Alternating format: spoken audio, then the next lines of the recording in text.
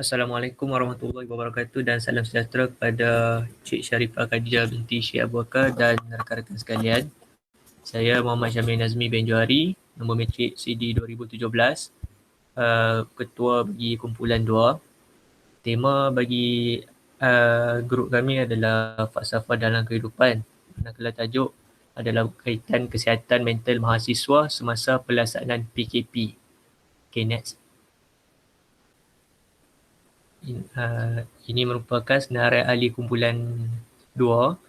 Pertama saya, yang kedua Vincent Teo Leong Seng, 3 Wafi Rafiki bin Rosman, 4 Loh Kan Jun, kelima Muhammad Azri Hazim bin Muhammad Razali, keenam Muhammad Adam Imran bin Muhammad Zulkifli, ketujuh Muhammad Ali Hanif bin Rosmat, 8 Tai Wei Seng, ke-9 Muhammad Iqbal bin Idris dan ke-10 Mashi Selina Tan Mash. Okay, slide. Seterusnya saya akan serahkan kepada Vincent. Okey, sekarang kita pergi ke pengenalan dan penyertaan kajian. Next. Okey, daripada pengenalan daripada tajuk ini, kami mendapati bahawa pendidikan atau pembelajaran melalui skrin komputer yang terlalu lama akan memberi kesan terhadap kesihatan mental, fizikal, emosi dan juga sosial. Next. Seterusnya, bagi penyertaan kajian, pembelajaran dalam talian merupakan satu interaksi yang sangat bermanfaat di mana guru ataupun pensyarah boleh melakukan pelbagai aktiviti yang boleh mengelakkan pelajar mereka stres atau kemurungan.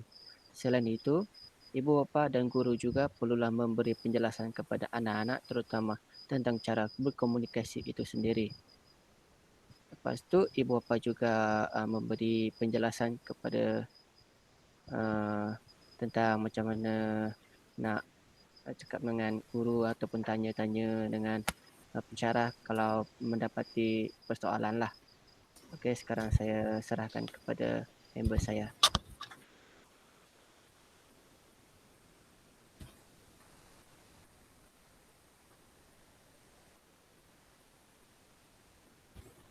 Okey, berkenaan objektif kami adalah untuk mengkaji tahap penerimaan mahasiswa UTHM terhadap pembelajaran secara atas talian. Yang kedua, untuk menganalisis punca berlakunya masalah kesihatan mental sewaktu pembelajaran secara atas talian. Dan yang ketiga, untuk mengenal pasti langkah menangani masalah mental dalam kalangan mahasiswa UTHM sewaktu pembelajaran secara atas talian. Okay, next. Saya pula akan membawa bahagian kepada kajian literature. Kami telah membawa 11 rujukan yang kami dapat di laman web. Salah satunya kebanyakan ini ditulis dan dibuat oleh pensyarah-pensyarah di universiti di Malaysia maupun di semenanjung sebelah negara di Malaysia di satu dunia. Terima kasih. Kami mula dengan kajian hubungan tahap kesihatan mental, prestasi pelajar, sarjana muda. Satu kajian dekat Universiti Malaysia Utara oleh Kevin Tan Chee Hong. Kami juga dapat berkumpul info tentang tekanan psikologi sewaktu COVID-19 di mana dicipta daripada TS Madya Dr. Nur Hasina Hashim, unit jabatan OSHI UTHM. Terdapat dua lah daripada Januari 2009 dengan 2019 artikel mereka. Kami juga ambil international daripada Andi Wahyu Irawan, Psikologi Impact Student Online Learning daripada Universiti di Indonesia. Slide seterusnya, sahabat.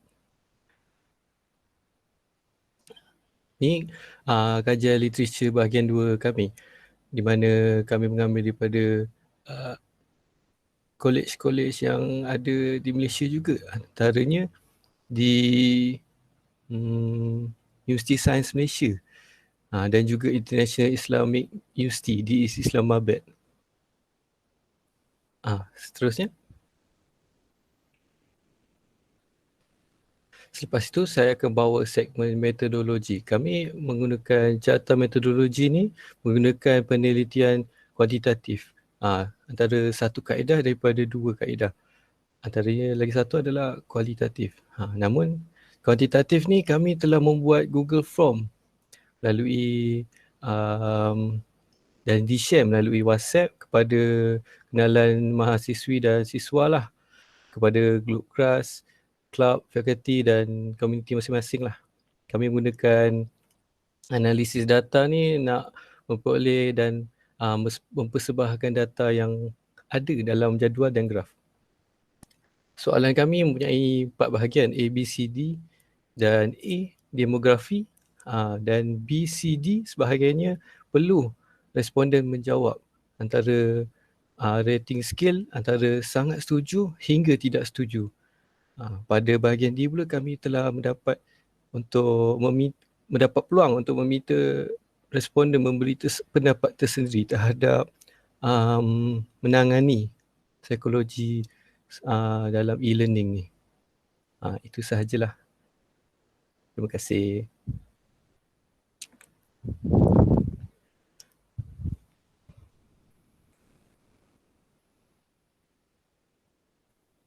Okey, sekarang saya akan membentangkan analisis.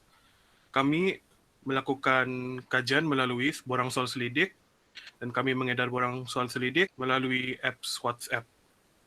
So daripada kajian kami mendapat 63 responden. Terdapat di sini Jentina bagi bilangan responden kami. Lelaki ialah 39, manakala perempuan ialah 24 dan majoriti daripada mereka beragama Islam. Daripada kajian kami, terdapat 50 responden daripada tahun 1 UTHM dan hanya 2 yang menjawab borang soal selidik kami daripada tahun 4. Dan fakulti tertinggi yang menjawab borang soal selidik kami ialah fakulti FKMP.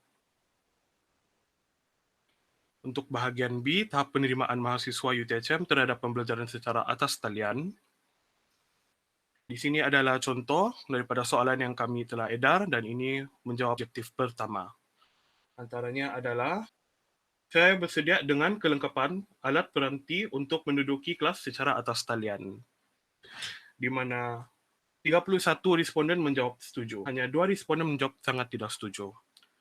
Selain itu, saya selesa melakukan pembelajaran secara atas talian di mana 23 responden menjawab setuju dan 5 responden menjawab tidak setuju. Saya kurang berasa tenang semasa membuat pembincangan antara ahli kumpulan. Tertinggi adalah 25 menjawab setuju dan 4 orang menjawab tidak setuju. Dan tahap penerimaan mahasiswa kepada pembelajaran atas talian, soalannya ialah, saya faham apa yang diajar oleh pensyarah dalam kelas atas talian, di mana 22 responden menjawab setuju dan 7 responden menjawab sangat tidak setuju. Bagi soalan kedua kami, responden menjawab tempoh penghantaran buku secara online terlalu lama, di mana majoriti setuju dengan bilangan 27% dan 3 responden tidak setuju. Selain itu, laman web universiti untuk menghantar tugasan susah untuk diakses, di mana 23 orang menjawab setuju dan 4 orang menjawab sangat tidak setuju. Selain itu, perbincangan bersama pensyarah sukar dilakukan. 16 responden menjawab sangat setuju, 24 menjawab setuju, dan hanya 3 responden menjawab sangat tidak setuju. Proses penghantaran semula jawapan dalam peperiksaan sukar dilaksanakan dan mengambil masa yang agak lama. 26 responden menjawab setuju, 20 responden menjawab sangat setuju, dan hanya 5 responden menjawab sangat tidak setuju. Yang ketiga, menjawab kepada objektif kami yang ketiga, iaitu langkah-langkah mengatasi. Di sini soalan menuju mahasiswa perlu melakukan aktiviti bersenam untuk melepaskan tekanan. Daripada kajian responden, kami mendapat bahawa 27 responden menjawab setuju, 28 responden menjawab sangat setuju, dan hanya 1 responden menjawab tidak setuju. Selain itu, ibu bapa perlulah bertanyakan keadaan anak-anak di rumah. 30 bilangan responden menjawab setuju dan hanya 1 responden menjawab tidak setuju. Selain itu, ibu bapa perlu mewujudkan suasana yang selamat. 30 responden menjawab setuju dan hanya 1 responden menjawab tidak setuju. Dan terakhir, pensyarah atau pensyarah akademik haruslah sentiasa memberi dorongan dan bimbingan kepada mahasiswa. Bilangan responden yang menjawab sangat setuju adalah 33, manakala responden yang menjawab tidak setuju hanya 1. Antara jawapan yang kami perolehi daripada open-ended question kami, iaitu apakah langkah yang anda boleh lakukan untuk meringankan bebanan stres semasa Perintah Kawalan Pergerakan PKP, dan antara jawapannya ialah mengamalkan rutin pemakanan yang seimbang, menjaga kesihatan dengan bersenam, meluangkan masa lebih bersama keluarga, menyiapkan tugasan yang diberi oleh pensyarah lebih awal, dan menjauhkan diri dari pemikiran negatif.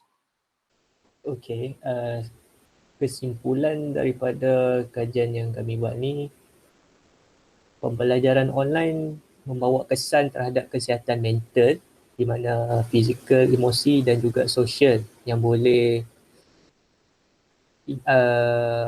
orang kata macam mana, boleh efek pada diri seseorang. Ibu bapa dan guru juga memainkan peranan penting dalam menjaga interaksi anak-anak dengan memberikan cadangan atau peringatan kepada mereka. Hal ini untuk mengambil berat tentang perasaan anak-anak mereka supaya anak-anak dapat motivasi dari keluarga mereka supaya tekanan ni dapat dikurangkan dari segi pembelajaran atas talian. Okey. Majoriti responden setuju akan pembelajaran jangka panjang melalui skrin komputer ini kerana ia memberi kesan terhadap kesihatan mental kepada pelajar. Okey, sekian, terima kasih.